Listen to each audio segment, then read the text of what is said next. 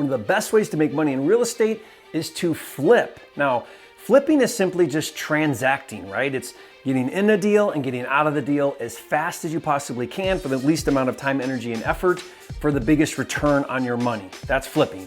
And with flipping, there are multiple different ways that we can flip properties. When I talk about flipping, what I want to do here is I want to talk about two different sides of flipping. First, it's acquisitions. How do you get into a deal? And then the disposition, or what I often call the exit. How do I get out of the deal? Flipping has two sides of it. You got to get in a deal and you got to get out of a deal and then make a profit in between if you do it right. So first I want to talk about some acquisition methods to flipping. And really what it comes down to is there's two things that we have to define in order to determine what is the best option for flipping. Every property we look at, there's multiple different scenarios that are going on that will help us decide what's the best way for me to make money flipping this property. So the first is the motivation of the seller and also the equity in the property. Those two things are going to allow us to make really good decisions around what's the best strategy for this particular deal in this particular seller situation. Okay? So when we talk about motivation, first let's define that. What is motivation? Now, motivation is simply defined as three things need to be present. There needs to be urgency, meaning they want out of that deal as quickly as possible.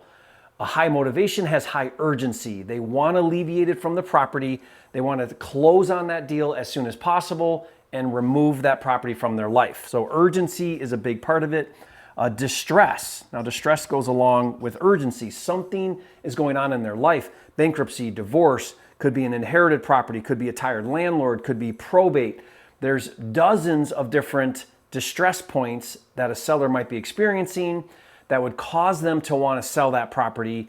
And so distress and urgency go together. And then the other thing for us to be able to put a deal together that needs to be happening with a motivated seller would be poor condition. So if the property's in poor condition, that goes along with that perfect storm for a discounted price that we can then acquire and make money, right?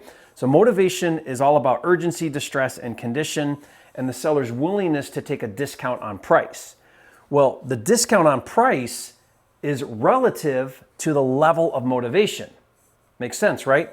The more urgency, the more distress, and the poorer the condition, the combination there is going to create a higher level of motivation.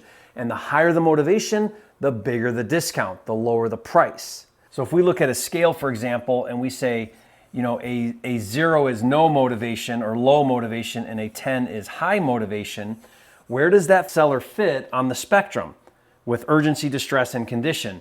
Are they a level 10 or are they a level 0? A level 0 would be like a retail buyer. You know, they're interested in selling, but they're willing to wait and find out what the market will pay, and they want the highest paying price that the market will bear. Okay, so that's a very low level of motivation for a seller who wants to sell.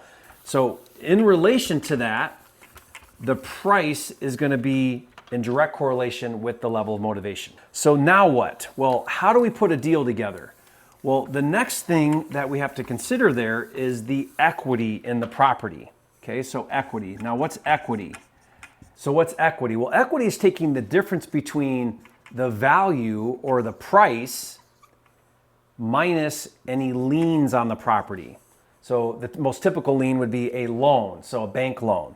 So for example, if the price that the seller is willing to take is, let's say, $100,000 and there are $50,000 in liens, then the equity is $50,000. It's the difference between the price or the value minus any liens against it, that equals your equity. So this is your equity in the property. So all properties are going to fall into a spectrum of high equity, moderate equity, low equity, no equity. So what we're going to do now is I'm going to look at a property and I'm going to say, okay, what level of motivation is going on and in relationship to the equity in the property. So let's say that we have a high motivation and we have a high equity. Well, what's the best solution for a seller in that situation? And the best solution would be cash. Cash would be the best solution. Why? because they need out of that property quickly. They've got lots of equity, so they can take a discount on the price, and cash is going to get them to a solution the fastest possible way. Well, what if we have a high motivation and then we have low equity? Let's take that scenario. High motivation, low equity. The best solution would be subject to. Subject to. Now, what is subject to? Subject to is when you take over their existing loan. Why do you need to do it subject to? Because they don't have a lot of equity. You can't pay cash because you can't get a discount because there's not enough equity to take a discount. Subject to allows you to come in and pay more for the property by taking over the loan. That allows you to control that property, creates a lot of value because now you can do something with that property, rent it out for cash flow.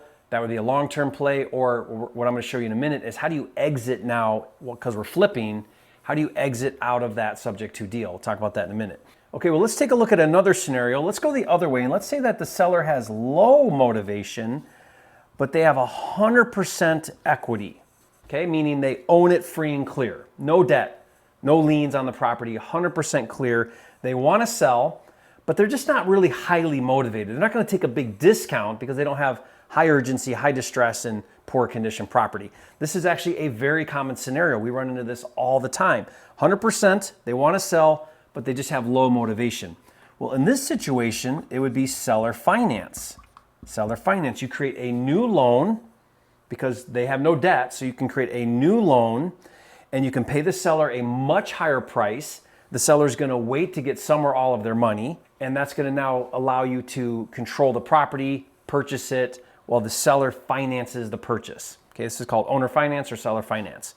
Very common when there's low motivation and 100% equity. Okay, so what if there's low motivation, but there's mid to high equity? So there's equity, it's just not 100% free and clear, but they're still not super motivated. There's low motivation here.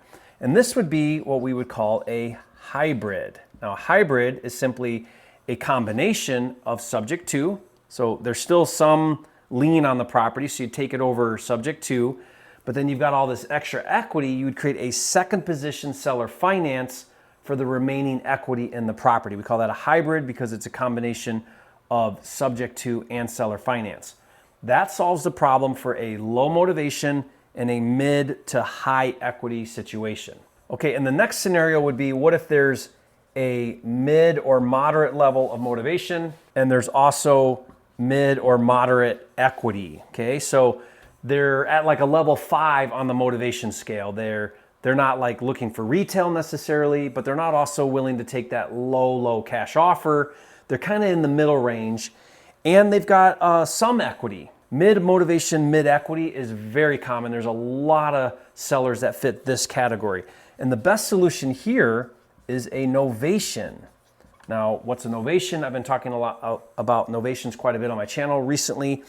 A novation is simply where you wholesale to a retail buyer. You're going to contract with the seller at a specified price. It's going to be much higher than a cash offer. Usually it's like 30% more than you would pay with cash. But then what you're going to do is you're going to market that property to the open market, and you're going to find a retail buyer that's going to pay you a bump up from the contract price with the seller. And then what you're doing is a novation means you're going to replace one contract with another. So your new buyer is going to come in and they're going to actually contract directly with the seller, and you get to make the difference between the two prices. So like, for example, if you do a novation and you get a retail buyer at $250 and you have a contract with the seller for $190 after closing fees and commissions and so on, you would pay the seller the $190 and you would make the difference of whatever it comes out being, $30,000, $40,000. That's a novation. The most important thing here is you've got a seller with mid-level motivation. Typically novations take about 60 days, so they can wait 60 days to close. The property's in fair condition. It's not super distressed. They're not in any kind of real urgency. They're not in any kind of real distress. It's moderate. This is where a novation is a perfect solution. Okay, so how many we got here? We've got 1, 2, 3, 4, 5. So 5 different methods here to handle anywhere between high motivation, high equity, high motivation, low equity, low motivation, 100% equity, low motivation, mid to high equity, and mid motivation to mid equity. every other type of seller situation relative to equity, we've got a solution. Now, your job as a good acquisition specialist, as a good flipper, if you're in acquisition, is to now look at the situation and determine, okay, what's the best solution given the seller and the equity position in the property. What I love about this is it gives me so many different options. It gives me an answer to every problem that I run into. Okay, so now let's talk about some different exit strategies. Now remember, we're talking about flipping here. So the goal here is we use these different strategies to acquire and get into a deal. We get the contract and we structure the deal, but now we want to exit the deal. And some of the exits, first one we're going to talk about is an assignment. Now an assignment is basically where we're going to flip the contract, not the property. And we can do this with cash. We can do this with sub 2. We can do this with seller finance. And we can do this with hybrid. Any of those creative or cash structures, once we put the deal together, we can take that deal to another investor. They will step in and now close directly with the seller and pay us an assignment fee of $5, $10, $15, $20,000 or whatever you do. However good the deal is, you can then flip the contract through doing an assignment. So flipping contracts is what we call wholesaling. There is another method to wholesale that's not the assignment where you flip the contract. It's actually what we call a double close. Now a double close is the same sort of idea where we're not actually going to take on the property and we're going to own it and we're going to do some kind of value add. That's not what we're talking about here. A double close is just another way around wholesaling where instead of flipping your contract, you're actually going to purchase the property, but only for a minute, and then you're going to turn around and sell it to your predetermined buyer. So you have your buyer lined up and you close on closing one with the seller, and then you turn right around and you close again with your cash buyer the same day or the next day. That's a double closing. Now you do need funding to do double closes for a minute, right? For a day. And this is called transactional funding is what we call that. I can actually do these deals for you. I have a fund where we do transactional funding. If you just go to Use Jerry's Cash, you can watch a free training there and I'll show you how it all works. And I'll even do your first double closing for free. So it doesn't cost you anything. Just go to usejerryscash.com. Now, why would you double close over an assignment? You would double close if there's a no assignment clause in your contract that says you're not allowed to do an assignment, or if you wanted to not disclose how much you were making on the wholesale, you could double close because it's two separate closings. So neither the seller nor the buyer knows what you bought it for or what you sold it for. Okay, so that's a double close. It's just another way to wholesale. So assignments and double closings are your two primary methods to wholesale as your exit out of deals. The third one I want to talk about is what we call a wholesale. Now, what's interesting about a wholesale is it's not quite wholesaling and it's not quite flipping. It's the closest thing to wholesaling where you actually buy the property without a predetermined buyer. So here's how it works. You take your cash deal or your sub 2 seller finance or hybrid and you contract with a seller, but then you actually close on the deal and you got no buyer lined up. You close on the deal, you take title, you are now the legal owner of the property, and then immediately you resell, you market and resell. And we call it wholesale because it's like wholesaling, but you're looking for a retail buyer because what you're gonna do is you're gonna go back on the MLS, you're gonna get open to the entire market by doing that, and your goal there is to find the highest paying buyer in the market. The MLS and going retail is gonna get you the highest paying buyer of all because it gets the most exposure, the most people are gonna see that deal.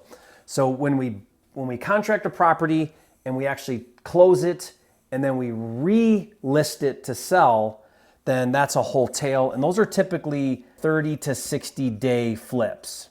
So you're gonna own the deal for 30 to 60 days because when you close on it, you gotta find a new buyer. That buyer is gonna take some time before they're ready to close. So it could be anywhere from 30, typically 60 days, which means you need funding. This is short-term funding to do these deals. But again, you're not adding value other than maybe cleaning it out, maybe doing a trash out, but you're not rehabbing. I'm actually doing more and more wholesale deals. What I found is I can typically make twice as much, even after closing fees, even after commissions, and even after financing, is to make double what I make doing an assignment or a double close. And I should, because now I'm in the deal, I'm waiting a little bit longer. So I want that to be a big win. Next is actually a rehab. So that would be our fourth exit strategy. Now we're getting into fix and flip. So rehabbing or fix and flip, where I'm gonna take down the property, I'm gonna add value by improving the property, and then I'm gonna resell the property to the highest paying buyer in the market because now it's fixed up. And I'm gonna make a spread on the difference. Rehabbing is a much bigger commitment because now I'm managing contractors, I'm doing work on the property. With rehabbing though, I break down rehabbing into several different strategies. I break it down into a light, an average, and a heavy. And every deal I look at where I want to rehab, I'm going to weigh the different options and I'm going to determine whether this makes sense to do a light rehab. Light would be carpet and paint, maybe a punch list, but I'm just doing a very light, very basic rehab. Average would be carpet paint, and then I'm going to also do a kitchen and bath. So now I'm doing new cabinets, new countertops. I'm going in the bathrooms, I'm doing new tile, new tub surround, right? So now I'm actually doing a more of a legit renovation, but it's still what I call a cosmetic or a surface rehab. I'm not really doing big changes. Heavy would be a redesign. I'm tearing out walls, or it would be just a lot of capital improvements. So this would be like roofs, a gut rehab would be like this. This would be a heavy. Now, ideally, the more I do, the more I get, or I buy in relationship to how much work needs done, but it doesn't always mean that the more money I spend, the more money I make. That's not always the case, because when we do a heavy rehab, for example, we're in the deal a lot longer. There's a bigger commitment, more involved, more risk that you go over budget. Every time I look at doing an actual rehab, do I want to do a light? Do I want to do an average? Or do I want to do a heavy? And given the time it's going to take, the capital it's going to take, and the return I'm going to get, which one makes the most sense? As a flipper, I want to be very cognizant of time, energy, and effort. And I want to look at these different exit strategies and I want to decide, okay, well, which one makes the most sense? If I'm going to go start rehabbing, I better make a significant bigger return on my investment versus wholetailing, and wholetailing better make a much bigger return than double closing or assignments. And it's all weighed in on every single deal I look at. My goal is not to be a rehabber, not to be a wholesaler, not to be a flipper. I want to be a transaction engineer, right? I want to be very good at flipping, where I can now look at multiple different entries and multiple different exits and do what's the best for each given situation and create a business model that I can do again and again and rinse and repeat. That's what a good flipper does. The best flippers are not the ones that have the nicest houses. They're the ones that make the most money. Okay, anybody can over renovate. It's easy to over renovate. It's easy to get into deals and be in them forever and spend all this time and spend all this money. Sometimes my wholesale deals make thousands of dollars an hour because I might not be making a lot, but the per hour work is very, very high. And that's what I really want to look at. So make sure you don't put blinders on and you get fixated into any one of these strategies. Same with the entry. Cash, creative finance, novation, whichever one of those I end up doing, I don't ever want to define myself as one or the other. I want to be open enough to understand what is the best solution for this seller with this situation, and same with the exit. What is the best exit for this deal, given all these different options I have, and then pick the best one. So I like to do all of these different exit strategies. In fact, if you're doing a double close, I can fund your deals. Go to usejerryscash.com. If you have a deal that would be great for a flip, like if it's a good fix and flip, if it meets my criteria, I'll buy it. I'll buy it and I'll pay you $10,000. So I have a program for that. It's a finder program. Go to my10kcheck.com and learn how you can be a finder for me. And I'll buy as many deals as you can that meet my criteria. I don't care where it's at. Why? Because I've got capital in place and I've got systems in place to go in and rehab houses. So I like doing that. If it meets my criteria, it's got to be a great deal. It's got to hit certain margins, so it's worth it to me. But if you find those deals, I'll be happy to pay you $10,000 for every deal. Again, go to my10kcheck.com. So guys, I'd love to hear your feedback on this. Leave a comment and let me know what you think, and I'll see you on the next video.